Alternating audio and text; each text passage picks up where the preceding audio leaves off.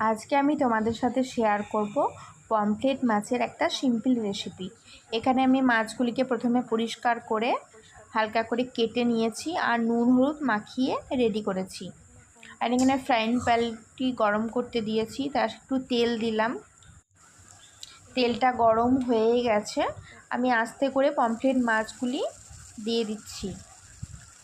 Pomfret মাছগুলি বেশি ভাজার কোনো দরকার নেই, কারণ এগুলো এমনিতেই নরম হয় আর সামুদ্রিক মাছ তো সেজন্য এটা হালকা করে ভেজে নিলেই হবে। আর এদিকে আমি মিক্সির মধ্যে সর্ষে আর কাঁচা লঙ্কা পেস্ট করে নেব, এটাই মাছের মশলা। দেখো, তোমাদের সাথে কথা বলতে বলতে আমার মাছগুলি একদিকটা ভাজা হয়ে গেছে, হালকা একটু করে উল্টো দিকটাও ভেজে নিচ্ছি। আর এদিকে আমার তো পেস্ট রেডি হয়ে গেছে। আর একটা টমেটোকে আমি কুচি কুচি করে কেটে নিয়েছি। যেই তেলটা ছিল ওই তেলের মধ্যে আমি একটু ফোড়ন দিয়ে দিলাম কালো জিরে। আর যেই কেটে রাখা টমেটোগুলো ছিল ওই তেলের মধ্যে আমি দিয়ে দিচ্ছি।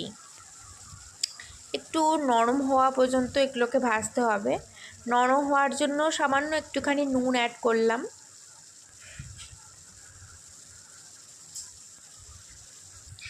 দেখো, আমার টমেটোগুলো নরম হয়ে গেছে। আগে থেকে যে পেস্টটা রেডি করেছিলাম সেই পেস্টটা এটার মধ্যে দিয়ে দিচ্ছি। আর একটুখানি তো জল অ্যাড করতে হবে, তাই আমি এই মিক্সি ধোয়া জলটা এখানে অ্যাড করছি। এরপর এখানে পরিমাণ মতো হলুদ গুঁড়ো আর পরিমাণ মতো একটু নুন অ্যাড করে দিচ্ছি। আর রং আনার জন্য সামান্য একটু কাশ্মীরি লঙ্কার গুঁড়ো অ্যাড করে দিচ্ছি। ব্যাস, নাড়িয়ে নিচ্ছি। এরপর একটু ফুটে আসলেই, এই দেখো ফুটেই গেছে মোটামুটি, ফুটে আসলেই আমি পমফ্রেট মাছগুলো এটাতে দিয়ে দিলাম।